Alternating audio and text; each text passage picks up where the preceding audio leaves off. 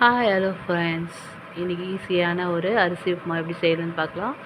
அதுக்கு ஒரு வானல் எடுத்துகிட்டு எண்ணெய் தேவையான அளவு ஊற்றிட்டு கடுகு உளுத்தம்பருப்பு அதெல்லாம் நல்லா பொரியட்டோடனே கடலைப்பருப்பு கொஞ்சம் அதில் சேர்த்து நல்லா வறுத்து விட்டுக்குங்க.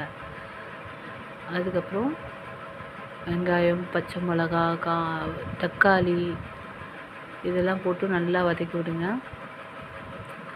நல்லா வதக்கிட்டே இருங்க.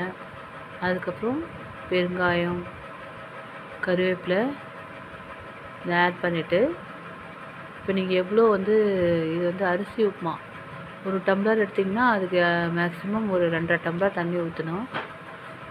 நான் உப்புமா ரவை உடச்சி வச்சுருக்கேன், அது உங்களுக்கு எப்படி சொல்கிறேன் பாருங்கள், எப்படி உடச்சி வைக்கணுன்ட்டு. அப்புறம் தண்ணி ஊற்றிட்டு உப்பு ஆட் பண்ணிவிட்டு பார்த்திங்கன்னா ஒரு பாத்திரத்தில் ரெடியாக இருக்க. எப்பவுமே பச்சரிசி நல்லா கழுவிட்டு காய வச்சுட்டு, வெயிலில் படாமல் காய வச்சுட்டு, அதில் துவரம்பருப்பு, மிளகு, ஜீரகம் இதெல்லாம் போட்டு உடச்சி வச்சுக்கணும். நம்ம தேவையான அளவு எடுத்து நம்ம யூஸ் பண்ணிக்கலாம். ஈஸியாகவும் இருக்கும், நம்ம டக்குனு செஞ்சு முடிச்சிடலாம்.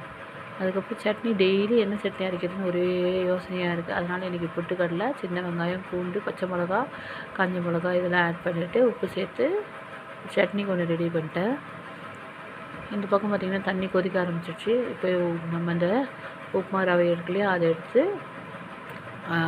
அப்படியே கொட்டக்கூடாது, சிறுவாக அப்படியே கொட்டிகிட்டே வரணும். அப்படியே கொட்டி கிளறிக்கிட்டே இருக்கணும். 2 டம்ளர் எடுத்திருக்கேன், நான் இதுக்கு 6 டம்ளர் தண்ணி ஊற்றிருக்கேன்.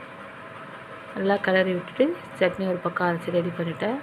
அதுக்கப்புறம் பார்த்திங்கன்னா இது வேகத்துக்கு உடனே ரவை உப்புமா மாதிரிலாம் ஆகாது, இது கொஞ்சம் லேட் ஆகும். ஒரு 1/4 மணி நேரமாவது நல்லா வேக வைக்கணும். அதனால் இதை நான் க்ளோஸ் பண்ணிவிட்டு கொஞ்ச நேரம் வேக வச்சுட்டேன். அப்புறம் பார்த்திங்கன்னா நல்லா அடி பிடிச்சி வரும். அது அடியில் இருக்கிற அந்த காஞ்சல் சாப்பிட அவ்வளோ டேஸ்ட்டாக இருக்கும். உப்புமா இப்போ பார்த்திங்கன்னா ஒரு 10 மினிட்ஸில் நல்லா வெந்துருச்சு. நல்லா பொல பொலன்னு இருக்குது. பிசு பிசுன்னு இல்லாமல் இருக்கிற அளவுக்கு நம்ம அதை பார்த்துக்கணும். சூப்பரான உப்புமா.